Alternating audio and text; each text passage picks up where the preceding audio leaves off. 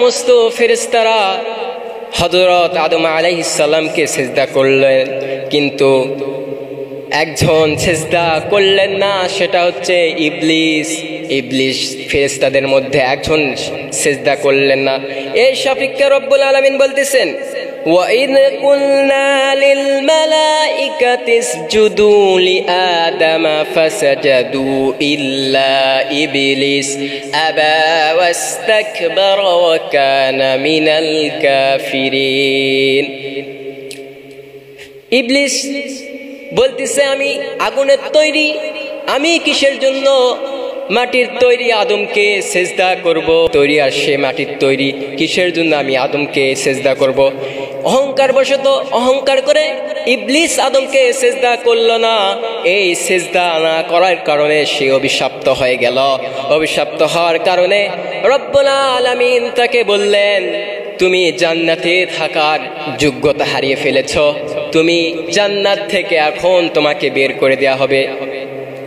তখন ইবলিস শয়তান রব্বুল আলামিনকে বললেন, জি হে রব্বুল আলামিন, আপনি আমাকে তো বের করে দিবেন, সমস্যা নাই, দেন, তবেও আমি মাথা নত করব না ওই মাটির আদমের কাছে।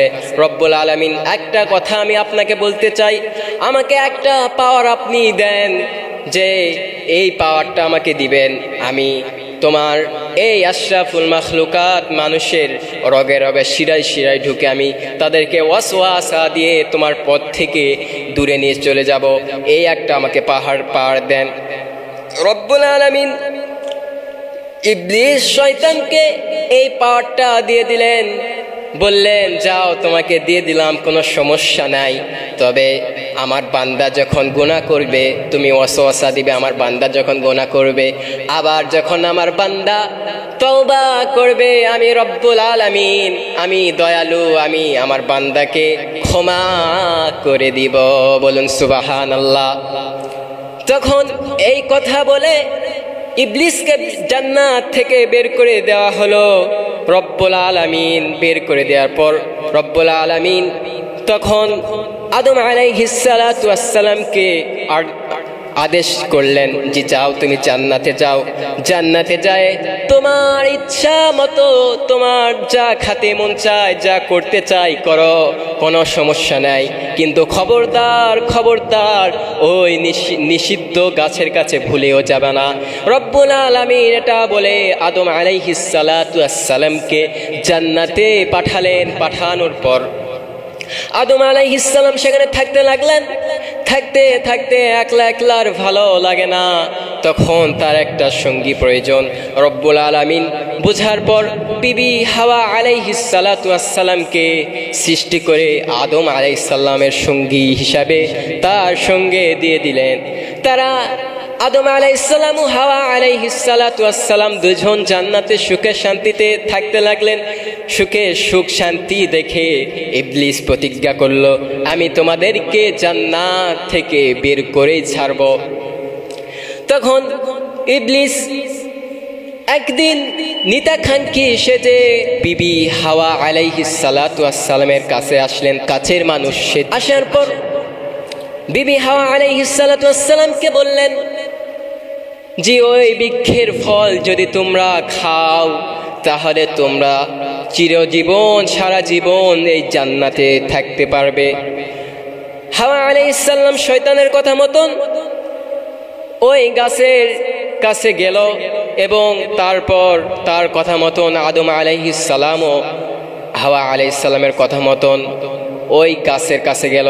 যার পর দুইজনে ধোকায় পড়ে, শয়তানের ধোকায় পড়ে সেই ফলটা খায়। খাওয়ার পর রব্বুল আলামিন কি করলেন, তাদের গা থেকে পোশাক খুলে পড়ে গেল। তারা লজ্জা পেয়ে তাদের গাছের পাতা দ্বারা তারা তাদের লজ্জা স্থান ঢেকে নিলেন। নেয়ার পর রব্বুল আলামিন বললেন, তোমরা এটা কি করলে? এবার তো তোমরা আর জান্নাতে থাকতে পারবে না, এবার তোমাদেরকে দুনিয়াতে পাঠাতে হবে। তোমরা দুনিয়াতে যাবে, সেখানে তোমাদের পারস্পরিক শত্রুতা এবং ষড়যন্ত্রকারী থাকবে। সেখানে তোমাদেরকে নির্দিষ্ট একটা সময়কাল থাকবে, এত সময় পর্যন্ত তোমরা বাঁচবে, সেখানে তোমাদেরকে আমি পাঠাবো। সেখানে যায় তোমরা এখন সময় কাটাও। তোমরা জান্নাতের থাকার যোগ্যতা হারিয়ে ফেলেছ। শয়তানের ধোঁকায় পড়ে দেখেন বিবি হাওয়া আলাইহিস সালাম এবং আদম আলাইহিস সালাম শয়তানের কথা মতন ধোঁকায় পড়ে তারা জান্নাত থেকে তাদেরকে বের করে দেয়া হলো। হাদিসে বর্ণিত আছে হযরত আদম আলাইহিস সালামকে শ্রীলঙ্কায় সিংহলে একটি পাহাড়ে কি করা হয়েছে, নামিয়ে দেওয়া হয়েছে, এবং হাওয়া আলাইহিস সালাতু ওয়াসসালামকে জেদ্দায় নামিয়ে দেওয়া হয়েছে। তখন তারা দুইজন দুই এলাকায় থাকার কারণে, দুই দেশে থাকার কারণে তারা করুণ অবস্থায় পড়ে গেল। তাদের এমন অবস্থায় তারা কখনো সম্মুখীন হয়নি। এই অবস্থায় তারা খুব কান্নাকাটি, খুব দোয়া করতে লাগলেন। তখন রব্বুল আলামিন কিছুদিন পর তাদেরকে আদমের কষ্ট দেখে আদম আলাইহিস সালামকে বললেন, হে আদম, আমি তোমাকে এমন কিছু বাক্য শিখায়া দিচ্ছি যে বাক্য দ্বারা তোমরা আমার কাছে দোয়া করবে। আমি রব্বুল আলামিন তোমাদের সেই দোয়াটা কি করব, কবুল করে নিব। রব্বুল আলামিন আদম আলাইহিস সালাম এবং হাওয়া আলাইহিস সালাতু ওয়াসসালামকে শিখিয়ে দিলেন, রব্বানা ظلمنا أنفسنا وإن لم تغفر لنا وترحمنا لنكونن من الخاسرين। এর অর্থ, হে আল্লাহ, আমরা আমাদের নিজের নফসের উপর জুলুম করেছি, আপনি আমাদেরকে ক্ষমা করুন। আপনি যদি ক্ষমা না করেন তাহলে আমরা ক্ষতিগ্রস্তের মধ্যে পড়ে যাব। এই দোয়াটা রব্বুল আলামিন তাদেরকে শিক্ষা দিলেন। এই দোয়াটা তারা রাত দিন কান্নাকাটি করে আল্লাহর কাছে ক্ষমা চাইলেন। এই ক্ষমা চাওয়ার মাধ্যমে রব্বুল আলামিন তাদের দোয়া, তাদের ক্ষমা কবুল করে নিলেন। বলুন সুবহানাল্লাহ। পৃথিবীতে প্রথম যার তওবা কবুল করেছেন তিনি কে বলুন তো? তিনি হচ্ছেন আদম আলাইহিস সালাতু ওয়াসসালাম। রব্বুল আলামিন তাদের তওবা কবুল করে নিলেন এবং একসাথে করে দিলেন। করে দেওয়ার পর তাদের দুইজনের পারস্পরিক পুণ্যমিলন হওয়ার পর তারা দুইজনে সুখে সংসারে পৃথিবীতে বসবাস করতে লাগলেন। ভাইরা, তাহলে কি বোঝা গেল? আদম আলাইহিস সালাতু ওয়াসসালাম আমাদের পিতা, আমাদের হাওয়া আলাইহিস সালাম আমাদের মাতা, তাদের থেকে তাদের ছেলে মেয়ে জোড়ায় জোড়ায় রব্বুল আলামিন দিত। এই জোড়ায় জোড়ায় ছেলে মেয়ে তখনকার বিধান মতো তাদেরকে কি করা হয়েছে, এই দুই জোড়ায় জোড়ায় ছেলে মেয়েকে বিবাহ দেওয়া হয়েছে। এরকম করতে করতে আজ আমরা আমাদের এই পৃথিবী, গোটা মহাবিশ্বে যত সমস্ত মানুষ আছে, এই মানুষগুলো হচ্ছে ওই আদমের থেকে সৃষ্টি, আদম আলাইহিস সালাতু ওয়াসসালাম থেকেই এগুলো মানুষ জন্মগ্রহণ নিয়েছেন। তাহলে আয়াত থেকে কি শিক্ষা ইঙ্গিত দিলেন? এক নাম্বার, আল্লাহ তাআলা অসংখ্য নিয়ামত সমূহের মধ্যে অন্যতম নিয়ামত হলো মানব সৃষ্টি, তা স্মরণ করিয়ে দিলেন। আল্লাহ তাআলার অন্যতম নিয়ামতের মধ্যে সর্বোত্তম নিয়ামত হলো মানব সৃষ্টি, এটা আমাদেরকে জানিয়ে দিলেন। দুই নাম্বার, আল্লাহ তাআলা ফেরেশতাদের সামনে পৃথিবীতে তার প্রতিনিধি মানব সৃষ্টির ইচ্ছা বক্তব্য করলেন। মানব জাতিকে যে কাজ করার পূর্বে পরামর্শ করার শিক্ষা কে দিলেন? রব্বুল আলামিন দিলেন।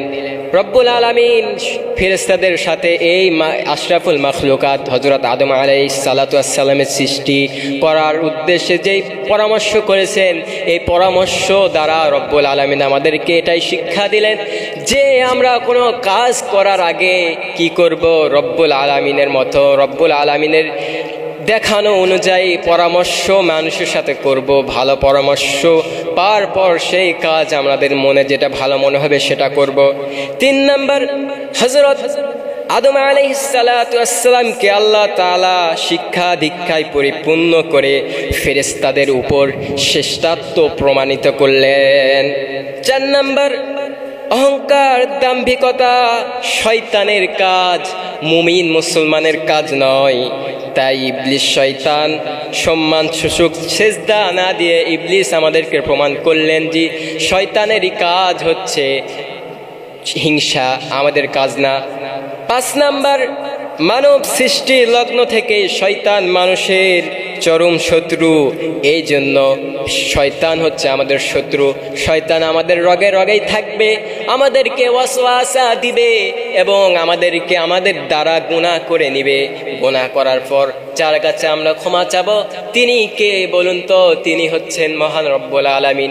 আল্লাহ রব্বুল আলামিন আমাদেরকে ক্ষমা গুনাহ থেকে ক্ষমা চাওয়ার মাধ্যম অনেক কিছু শিক্ষা দিয়েছেন।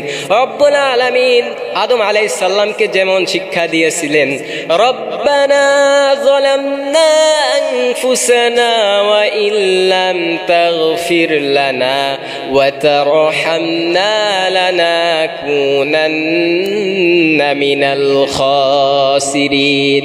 আর যেমন দোয়া আছে, ইস্তিগফার আছে, আস্তাগফিরুল্লাহাল্লাযী লা ইলাহা ইল্লা হুয়াল হাইয়ুল কাইয়্যুম ওয়া আতুবু ইলাইহি লা হাওলা ওয়ালা কুওয়াতা ইল্লা বিল্লাহিল আলিয়্যিল আযীম। আল্লাহু আকবার। 6 নাম্বার, শয়তানের প্রবচনায় হযরত আদম আলাইহিস সালাম ও হাওয়া আলাইহিস সালাম অনিচ্ছাকৃতভাবে ভুল করেছে। অনিচ্ছাকৃতভাবে ভুল করেছে, ইচ্ছাকৃতভাবে তারা করেনি। শয়তানের প্রবচনায় পড়ে তারা ভুল করার কারণে রব্বুল আলামিন তাদেরকে দুনিয়ায় পাঠালেন। পাঠানোর পর ওই যে তাদেরকে ক্ষমা চাওয়ার একটা মাধ্যম, কয়েকটি বাক্য শিখে দিলেন। এই শিক্ষা দেওয়ার পর রব্বুল আলামিনের কাছে তারা কান্নাকাটি করলেন এবং রব্বুল আলামিন তাদেরকে ক্ষমা করে দিলেন। সুবহানাল্লাহ। এই জন্য আমরা যখনই ভুল করব রব্বুল আলামিনের কাছে ক্ষমা প্রার্থনা করব। ক্ষমা প্রার্থনা করলে যিনি মাফ করবেন তিনি কে? আল্লাহ। আমরা পাপ করব, আমরা কত কিছুই করব, কিন্তু যখনই খারাপ কাজ করব তখনই কার কাছে ক্ষমা চাইতে হবে? আল্লাহর কাছে ক্ষমা চাইতে হবে।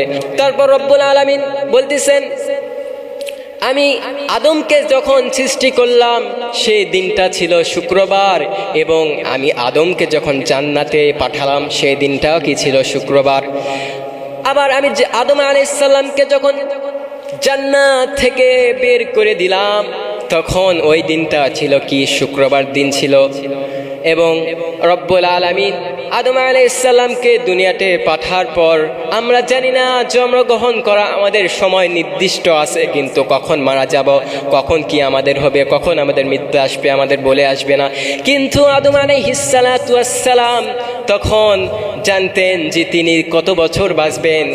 একদিন আদম আলাইহিস সালামকে রূহের জগতে রব্বুল আলামিন নিয়ে গেলেন। যার পর রূহের জগতে রব্বুল আলামিন আমাদেরকে জিজ্ঞাসা করলেন, ক্বালু বালা রব্বিকুম। আল্লাহ তাআলা আমাদেরকে জিজ্ঞাসা করলেন, আমি কি তোমাদের রব নয়? আমি কি তোমাদের রব নয়? রব্বুল আলামিনের কথাই আমরা বললাম, হ্যাঁ আপনি আমাদের রব। আর দুনিয়াতে আসে দেখেন আমরা বিশৃঙ্খলা, মারামারি, কাটাকাটি, হানাহানি সৃষ্টি করতেছি। তখন রূহের জগতে যখন আদম আলাইহিস সালামকে নিয়ে গেলেন তখন আদম আলাইহিস সালাম আল্লাহকে জিজ্ঞাসা করলেন, হে আমার রব, হে আমার প্রভু, ওই যে নূর চমকাচ্ছে ওই রূহটা কার রূহ? কার? তখন রব্বুল আলামিন আদমের কথা অনুযায়ী বললেন, ওটা তোমার ছেলে, তোমার পুত্র দাউদ আলাইহিস সালাম। তখন আদম আলাইহিস সালাম আল্লাহ তাআলাকে জিজ্ঞাসা করলেন, তিনি কত বছর, ওই সন্তান দাউদ আলাইহিস সালাম পৃথিবীতে তার হায়াত কত দিয়েছে রব্বুল আলামিন? তখন রব্বুল আলামিন বললেন, আমি তার বয়স দিয়েছি 40 বছর। রব্বুল আলামিন বললেন, আমি বয়স তার দিয়েছি 40। তখন রব্বুল আলামিনের কথা শুনে আদম আলাইহিস সালাম বললেন, কেন কেন আল্লাহ আপনি আমার বয়স দিলেন 1000 বছর আর আমার সন্তানের বয়স দিলেন 40 বছর, এটা তো আমি মানি না। আল্লাহ তুমি আমার সন্তানের বয়স তুমি বাড়িয়ে দাও। তখন আল্লাহ তাআলা বললেন না না, এটা সম্ভব নয়, কারণ কলম তুলে নেওয়া হয়েছে, কলমের কালি শুকিয়ে গিয়েছে, এটা আমার দ্বারা সম্ভব নয়। তখন রব্বুল আলামিন বলার পর হযরত আদম আলাইহিস সালাতু ওয়াস সালাম বললেন, হে আল্লাহ, তাহলে আমি কত বছর বাঁচব? তখন আল্লাহ তাআলা বললেন, তুমি 1000 বছর বাঁচবে। তখন হযরত আদম আলাইহিস সালাতু ওয়াস সালাম আল্লাহ তাআলাকে বললেন, হে রব্বুল আলামিন, আপনি আমার 1000 বছর থেকে আমার পুত্র দাউদ আলাইহিস সালাতু ওয়াস সালামকে 60 বছর দিয়ে দাও। 7 আর 40 কত হয়? 100। আমার দাউদ আলাইহিস সালাম আমার পুত্রকে তুমি 100 বছর হায়াত দিয়ে দাও। তাহলে আদমের ওখান থেকে 1000 বছর থেকে যদি 40-60 বছর মাইনাস করা হয় থাকে, তাহলে কয় বছর? 940 বছর আদম আলাইহিস সালাম বাঁচবেন। তখন রব্বুল আলামিন তার মঞ্জুরি কবুল করলেন। করার পর রব্বুল আলামিন দাউদের বয়স দিলেন 100 বছর। এমন তো অবস্থায় এরকম করতে করতে হযরত আদম আলাইহিস সালাতু ওয়াস সালামের হায়াত ফুরিয়ে গিয়েছে, 900 বছর পূরণ হয়ে গেছে। তখন আজরাইল আলাইহিস সালাতু ওয়াস সালাম হযরত আদম আলাইহিস সালাতু ওয়াস সালামের কাছে আসলেন। আসার পর তাকে বললেন, সালাম দিলেন, দেওয়ার পর বললেন, হে আদম, তোমার তো হায়াত ফুরিয়ে গিয়েছে, তোমার হায়াত শেষ হয়ে গিয়েছে, এবার তোমাকে আমার সাথে যেতে হবে। তখন আদম আলাইহিস সালাম বলতেছেন, কেন কেন আমার হায়াত ফুরে গেল এত তাড়াতাড়ি? আমার হায়াত তো রব্বুল আলামিন 1000 বছর দিয়েছেন। তখন আজরাইল আলাইহিস সালাম বললেন, 1000 বছর দিয়েছে ঠিকই, কিন্তু তুমি যে ওই যে তোমার দাউদ তোমার পুত্রকে 60 বছর দিয়েছ, 60 বছর দেওয়ার কারণে তোমার বয়স ছিল 940 বছর, তোমার বয়স 940 বছর কি হয়েছে? পূরণ হয়েছে।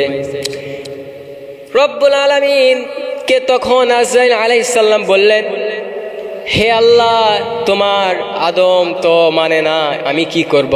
আল্লাহ তাআলা বলতেছে যে, হে আজরাইল, তুমি তর্ক করো না, চলে আসো, সমস্যা নাই, থাক। আমার মাখলুকাত আশরাফুল মাখলুকাত আদম আলাইহিস সালাম ইচ্ছা করেছে, সে হয়তো ভুলে গিয়েছে, যাক সমস্যা নাই, তুমি চলে আসো, তুমি 1000 বছর হলেই তুমি তার জান কবজ করবে। তখন আল্লাহ তাআলার আদেশ পেয়ে আজরাইল আলাইহিস সালাম ঘুরে চলে গেলেন। যার পর 1000 বছর হওয়ার পর হযরত আদম আলাইহিস সালাতু ওয়াস সালামের কাছে আবার আজরাইল আসে, তার জানটা কবজ করে নিয়ে চলে গেলেন। 1000 বছর পূর্ণ হওয়ার পর আদম আলাইহিস সালামের জানটা কবজ করতে পেরেছে, কিন্তু ওই 900 ওই যে দাউদ আলাইহিস সালামকে 40 বছর 60 বছর দিয়েছে, ওটা আদম আলাইহিস সালাম ভুলে গিয়েছে। এই কারণে আমরাও আজকে একটা কথা বলি, কালকে যায় 2 দিন পর যায় ভুলে যায়, এটা আমাদের তখন আমাদের পিতা থেকে শুরু হয়েছে, ওখান থেকে এই সমস্যাটা শুরু হয়েছে যে কথা বললে কথা আমরা ভুলে যাই। মানুষ বলতেই ভুল করে, মানুষ কথা বলবে আজকে, 2 দিন পর জিজ্ঞেস করবেন, সেটা ভুলে যাবে। এটা আমাদের শুরু থেকেই শুরু হয়ে আসতেছে।